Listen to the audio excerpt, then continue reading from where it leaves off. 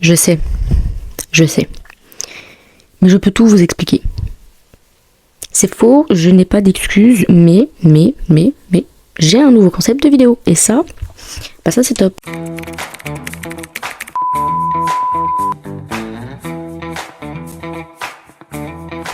Du coup, je vais vous expliquer. Déjà, je désamorce la vidéo, ça va être un gros bazar. Là, j'ai à peine 1 heure pour filmer. Parce qu'après, je vais à la salle et après, c'est l'heure de manger. Parce que c'est le ramadan. Et d'ailleurs, ramadan Moubarak à tous les musulmans. Mais ouais, ça va être un peu à l'aide de mes connaissances, quoi. Voilà. Donc, le nouveau concept, c'est ça. En fait, c'est un truc que j'ai commandé sur Amazon. C'est une affaire qui n'a pas été élucidée et que je vais devoir résoudre. Alors, est-ce que je vais réussir à la résoudre? On verra, je suis pas sûre. Mais on peut toujours tester. Voilà. Je sais jamais si je dois regarder là ou là. Donc, aujourd'hui, je vais regarder là. Voilà, parce que je suis fatiguée. Hein. Du coup, je l'ai ouvert. Mais j'ai pas forcément regardé ce qu'il y avait à l'intérieur. Désolée. Un petit peu de ASMR.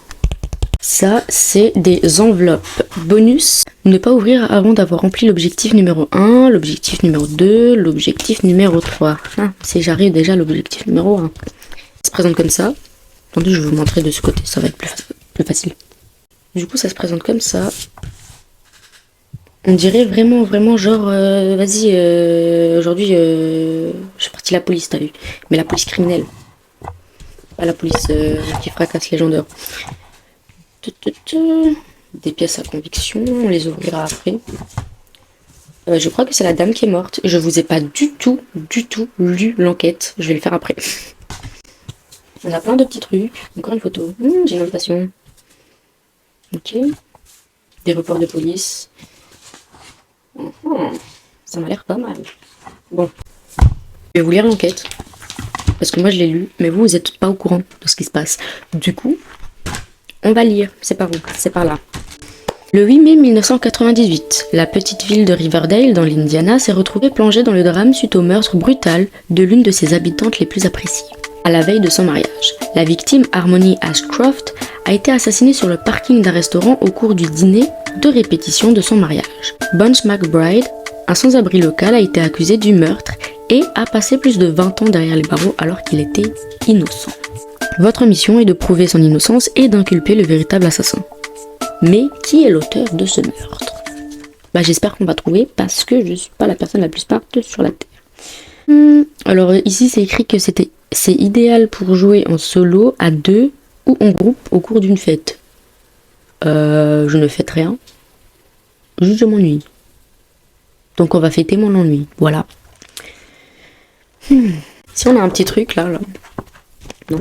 Là. Je vais le lire. Unsolved Case Files, instruction. Unsolved Case Files, affaire non élucidée, merci pour la traduction, est un jeu qui consiste à élucider un crime fictif en utilisant les éléments de preuve et la documentation du dossier d'origine. Objectif numéro 1, prouver que Bones est innocent. C'est l'objectif 1 sur 3. On va ouvrir la pièce à conviction. Il y a des photos. Et je crois que ça c'est une loupe, mais je suis pas sûre.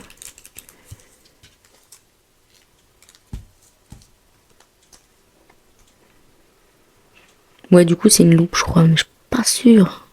Ouais.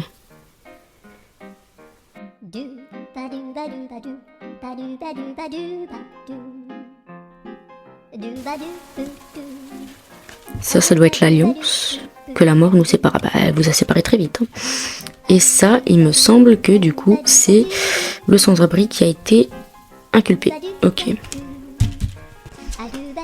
C'est la madame qui est morte.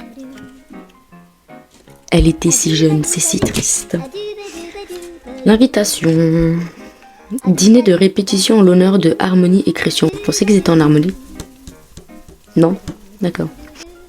Je suis en train de découvrir, moi je sais pas encore comment commencer. Hein. Bones, McBride arrêté pour le meurtre d'Harmony Ashcroft. On a des petits dossiers. Je vais y arriver. Avec des gens. Genre Christian Peterson, Bones, du coup, celui qui a été arrêté. Il a l'air très choqué. C'est la tête qu'il a fait quand on lui a dit qu'il avait tué quelqu'un et qu'en fait, lui, il a rien fait du tout. Il a gravé une tête de méchant, par contre.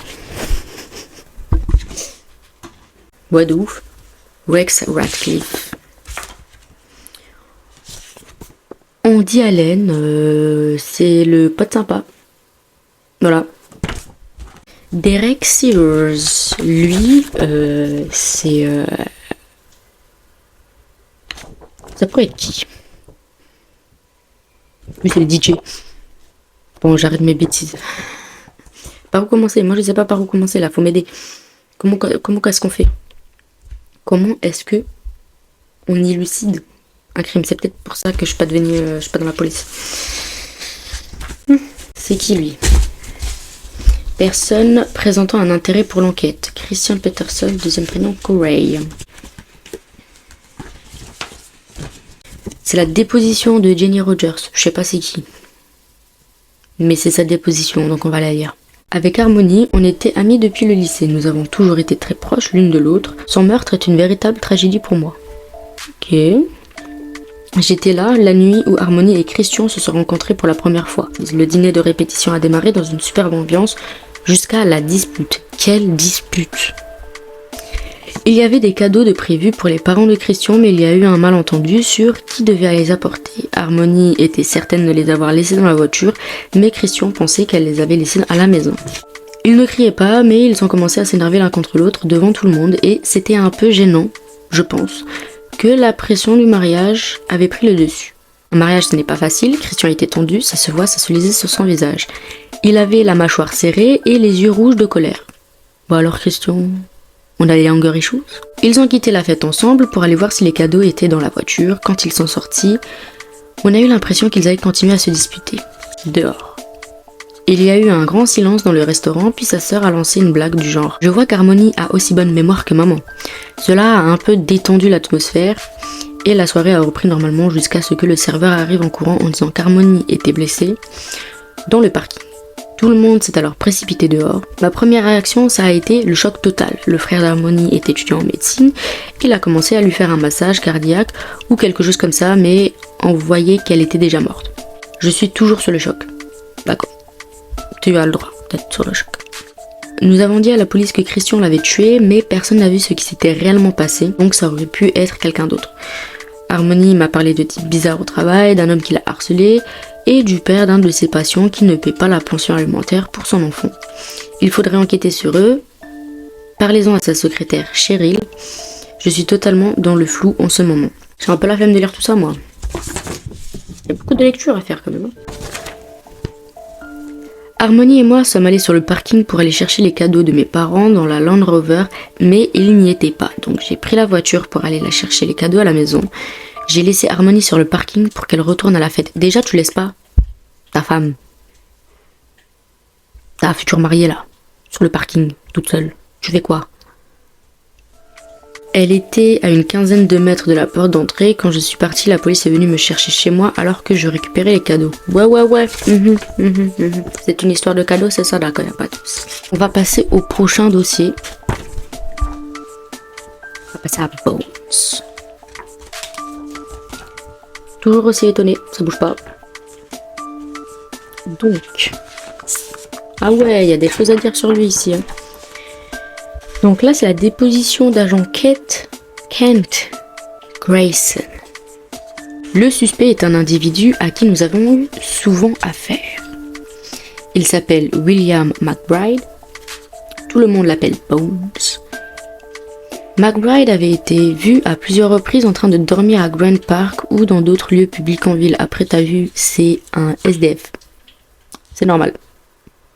Là, franchement, tu cries un peu pour rien, je trouve. Hein. Ses antécédents consistant principalement à boire en public et à troubler l'ordre public. Bah ça va. Un peu dans la bulle là, non? Vous trouvez pas? Il était 22h lorsque je me suis approchée du suspect dans l'intention de le réveiller et de lui demander de s'en aller. Déjà, on réveille pas les gens en pleine nuit. On laisse les gens dormir, d'accord? Au bout d'un moment là. Vraiment. Mais quand j'ai aperçu quelque chose d'inhabituel dans sa main, j'ai immédiatement contacté mon capitaine au poste. Il m'a dit de placer le suspect en état d'arrestation pour meurtre pendant qu'il appelait les renforts. Je vais rien dire. Nous avions appris qu'un meurtre avait eu lieu ce soir-là et qu'un suspect était en fuite. Le temps que Monsieur McBride se réveille, les renforts étaient déjà arrivés. Il semblait assez désorienté. On lui a alors dit qu'il était en état d'arrestation pour le meurtre d'Harmony Ashcroft. C'est comme ça que vous réveillez les gens, vous? Vraiment, faut revoir votre technique, hein. Le suspect est alors devenu agressif et peu coopératif. Tu m'étonneras aussi, au bout d'un moment, tu me réveilles comme ça, moi je pète les plombs. Il a crié à plusieurs reprises qu'il était innocent et qu'il ne savait pas d'où venait la bague. Donc ce qu'il avait dans la main, c'était la bague. Madame, faut être cohérente dans votre déposition parce que je comprends rien. On a un autre procès verbal. Donc, c'est la déposition de Wally Bryson. Je sais pas. Je confirme que William, ouvrez les guillemets, Bones McBride a été refoulé dans mon bar à 21h le 8 mai 1998. Ok. C'est un homme que je vois souvent à Rambo's, le bar où je travaille. Bones est un habitué. Si je devais le décrire, je dirais que c'est un type sympa, bien vu par le personnel et les autres clients. Nous lui avons demandé plusieurs fois de ne pas faire la manche devant le bar, mais à part cela, il se tient bien en général. Il lui est même arrivé de faire le charme pour se faire offrir quelques bières. C'est ce genre de gars. Il m'a l'air fort sympathique, hein. Et ça m'a pas l'air d'être une personne qui tue des gens. Donc hier soir, il est arrivé en souriant comme d'habitude. Bones a manqué le dernier appel pour les boissons gratuites de l'Happy Hour et il était énervé parce qu'il était fauché et il s'est énervé contre le barman, en lui reprochant de ne pas l'avoir servi. Le barman m'a fait signe de le raccompagner dehors et c'est ce que j'ai fait. Entre temps, les choses s'étaient calmées et Bones était sur le point de partir. De lui-même, il a dit quelque chose comme « Je vais juste chercher de l'argent et je reviens dans 1 heure ». Ok. Quand Bones est parti, moi et GT, je sais pas c'est qui GT, ça met des abréviations.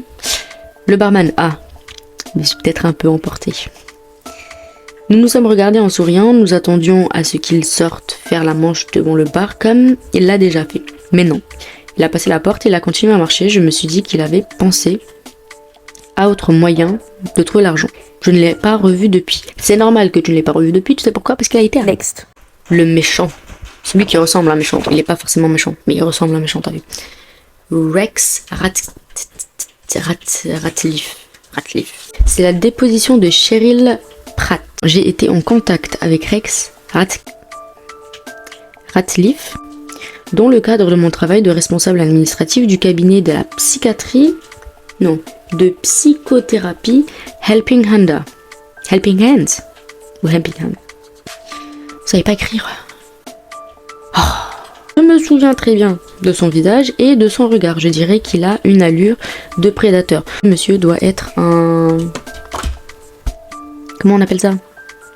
Un client. Vu que la dame est psychiatre. Ouais. Je sais pas si on peut dire un client. Oh, c'est pareil. Le premier contact que j'ai eu avec lui, c'était au téléphone quand il a passé son premier appel au cabinet. Je ne me souviens pas de la date exacte. Je me souviens que lorsque je lui parlais, il m'a mise mal à l'aise. Nous avons évidemment affaire à beaucoup de personnes qui souffrent de problèmes de santé mentale très variés. Mais Monsieur Ratliff semblait être plus à cran que la plupart des patients. Voilà, patient. Monsieur Ratliff a commencé par me donner quelques informations de base sur son état de santé mentale. Il a parlé de déprime, de solitude, mais il semblait avoir du mal à donner des détails précis. Il a dit qu'il avait besoin de voir Harmony. Je lui ai alors dit qu'Harmony était une psychologue pour enfants et qu'il pouvait prendre rendez-vous avec le docteur Branson, l'autre psychologue du cabinet, et ça l'a rendu furieux. Donc lui, il avait pour plan, en fait, de la voir directement. Genre lui, il voulait voir la madame. J'ai alors essayé d'avancer avec lui sur d'autres options. J'ai suggéré de le diriger éventuellement vers un autre cabinet, mais là encore, ça l'a énervé. Il m'a dit qu'il fallait qu'il voie Harmony avant qu'il ne soit trop tard. Je lui ai alors demandé ce qu'il entendait par là et il a raccroché. Bah, y a pas qu'une tête de méchant, hein. Environ 30 minutes plus tard, il est arrivé à la clinique et il ne s'était pas présenté spontanément, mais je savais que c'était lui. À ce moment-là, Il s'est approché du bureau en colère et a exigé de voir Harmony. Son comportement devenait bruyant et perturbateur. Le docteur Branson est sorti de son bureau et m'a demandé « Vous avez un problème avec ce monsieur ?» En présence de Dr. Branson, Mr. Ratcliffe a semblé de se calmer un petit peu, alors j'ai répondu « Non, tout va bien. Rien ne va. Madame, rien ne va. » À ce moment, Monsieur Ratcliffe ne semblait plus constituer une menace. Monsieur Ratcliffe a alors dit quelque chose comme « Je suis désolé de vous causer des problèmes, mais j'ai vraiment besoin d'aide et j'ai besoin de l'aide d'Harmony. » Je lui ai expliqué que ce n'était pas possible. Alors il a tourné les talons et il est parti. Mais les appels téléphoniques ont continué. Une fois de plus, j'ai essayé de le convaincre de voir un autre psychologue, mais il insistait pour voir Harmony. Et elle seule. Shady. J'ai demandé à notre compagnie de téléphone de nous faxer un rapport détaillé de tous les appels reçus et leur nombre augmentait de jour en jour. Un autre incident a eu lieu dans le parking le jour du meurtre. Quelqu'un sur le parking a signalé le passage d'une voiture avec un homme au volant qui hurlait. Louise McCoy. Ok. La première fois que j'ai rencontré Monsieur Ratcliffe, c'est lorsqu'il est venu louer l'appartement au-dessus du mien. J'ai tout de suite remarqué qu'il avait l'air très mal à l'aise, mais je n'avais aucune raison de refuser de lui louer le logement au vu des renseignements que j'avais sur lui. J'ai noté dans mon journal que le 26 avril, nous avons eu un problème avec Monsieur Ratcliffe. C'était la première fois que nous avions affaire à lui. Le problème était que le locataire, Monsieur Ratcliffe, faisait trop de bruit dans ce logement. C'est un manquement que je prends très au sérieux car j'ai besoin de me reposer pour ma santé. Auparavant, nous n'avons jamais eu de véritable problème avec Monsieur Ratcliffe. Je l'ai plusieurs fois entendu faire beaucoup de bruit comme il est juste au-dessus, mais je n'avais jamais eu à intervenir pour lui demander de faire moins de bruit. Motion honorable à mes voisins du dessus qui, je pense, des fois pensent qu'ils sont en NBA. Et le 26 avril, il faisait vraiment beaucoup de bruit et il a fallu que je monte le voir pour régler le problème. Cette fois-là, vraisemblablement, Monsieur Ratcliffe n'avait pas envie d'ouvrir la porte. Mais après m'avoir ouvert, il s'est excusé pour le bruit et a dit que cela ne se reproduirait plus. Un peu plus tard, je suis revenue pour lui donner une brochure sur un cabinet de psychiatrie appelé Helping Hands. Il m'a paru très intéressé, il semblait fixer un visage en particulier sur la brochure. Je crois que ce visage était celui de la victime, mais sur le moment, je n'ai rien remarqué d'anormal. Elle est très jolie. La nuit du meurtre, le 8 mai, je l'ai vu entrer dans l'immeuble un peu avant 21h. Je sais que c'était cette heure-là parce que c'était la fin de X-Files, au moment où on entend le sifflement. Ensuite, un peu plus d'une heure après, j'ai entendu des pleurs et des cris. Il devait être entre 22h et 21h15. Je n'ai pas compris ce qu'il disait, mais ça avait l'air vraiment affreux. Les cris ont fini par cesser au cours de la soirée, au moment où Chance Edwards a ouvert le journal de 11h, tout était calme à nouveau. C'est à ce moment-là que j'ai appris pour le meurtre. La voiture est restée stationnée à l'endroit où il avait garé quand il est rentré à 9h. J'étais censée rentrer de la salle et continuer la vidéo, chose que j'ai oublié de faire. Et j'avais aussi un peu la flemme, on va pas se mentir. Entre temps, il y a 2-3 jours qui sont passés, donc on va finir aujourd'hui. Alors, je vais pas lire le reste parce que c'est long. C'est extrêmement long, mais on va faire un résumé parce que j'ai lu et du coup on va faire un résumé. Ce monsieur, c'est l'époux, ils sont pas encore mariés, mais c'était censé être l'époux de la madame qui est morte.